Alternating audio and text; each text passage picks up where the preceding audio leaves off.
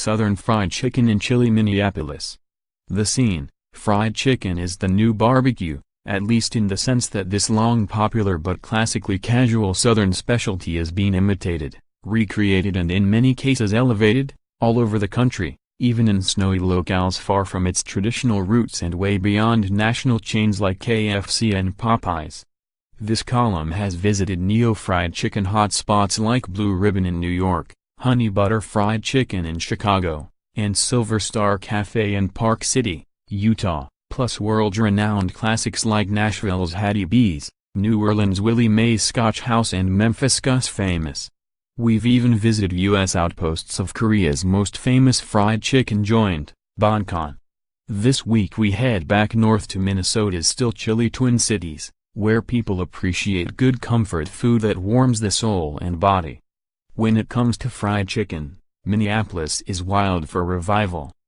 The original revival is in a small storefront in Minneapolis' hip Kingfield neighborhood, just south of downtown. It's been popular since the day it opened, with no reservations and waits that can easily exceed an hour. This led to the opening of a second, larger location in St. Paul, which despite its size, can be just as tough to get into. The original has a simple bistro feel, with wood floors, dark wood tables close to one another and just a handful of stools at the small bar area, which doesn't really lend itself to waiting inside. It is a bit dark, with low lighting and a definite Brooklyn vibe, and the wine, cider and craft beer only bar menu adds to that, though the larger St. Paul location has a full bar and a full slate of slow-smoked barbecue dishes as part of a much bigger menu. With the exception of a house specialty burger, the original sticks mostly to its raison d'etre, fried chicken. Given that Minneapolis is home to one of America's most iconic burger styles, the Juicy Lucy, and this column previously visited the place where that sandwich was invented, Matt's Bar, I choose revival for the poultry, which simply cannot be beat in these parts. Reason to visit: fried chicken, chicken fried steak, hush puppies. The food, co-owners Nick Rancone and Thomas Bomer are the force behind Minneapolis' popular and upscale corner table, and bring the same chef-driven sensibility to their fried chicken. Using carefully selected, farm-raised birds, a multi-day marinating process culminates with a dip into hot lard, and as the menu dutifully notes, the fried chicken here contains pork. The result is very tasty with tender and juicy meat. While most upmarket fried chicken spots have gone increasingly crunchy with an almost shattering style crust, Revival takes the opposite strategy, a succulent, softer breading that is served still glistening and melds with the chicken, rather than coming across as a separate outer layer of coating.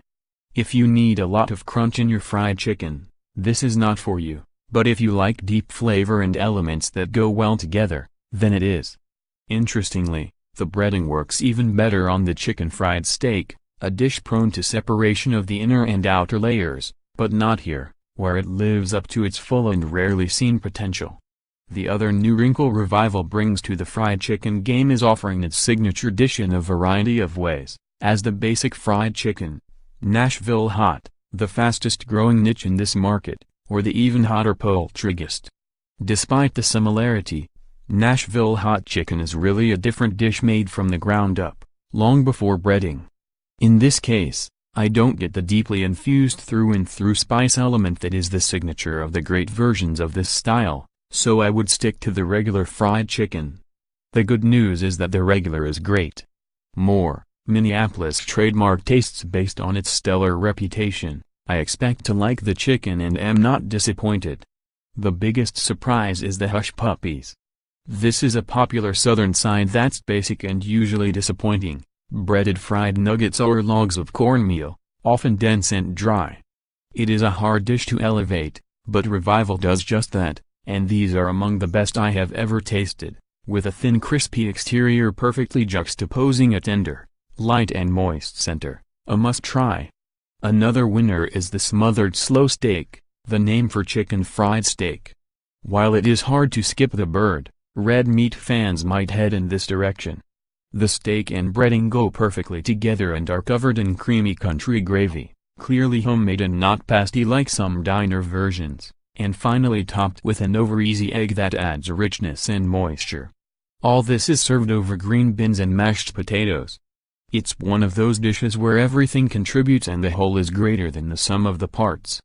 This same strategy is used for the chicken and waffle breakfast sandwich, a play on words given that Revival is only open for lunch and dinner.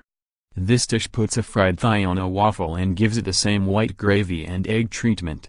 There are a lot of other southern specialties on the menu, especially in the sides and starters, such as mac and cheese, black-eyed peas, grits and so on.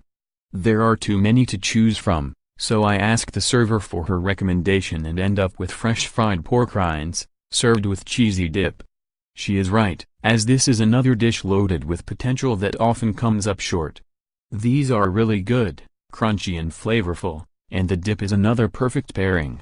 In the end, it's the little careful touches found all through the menu that make Revival work so well, like the house-made hot sauces on every table, including the sweet potato habanero and black pepper vinaigrette.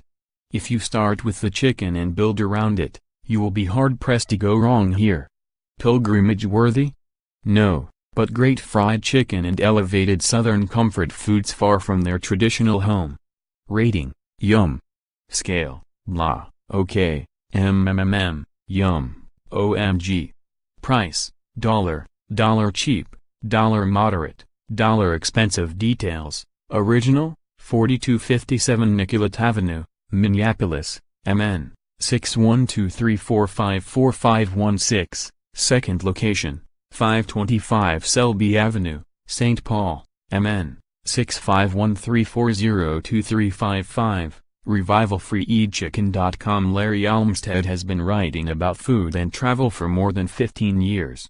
An avid eater and cook, he has attended cooking classes in Italy, judged a barbecue contest and once dined with Julia Child. Follow him on Twitter, @TravelFoodGuy, and if there's a unique American eatery you think he should visit, send him an email at travel@usatoday.com. Some of the venues reviewed by this column provided complimentary services.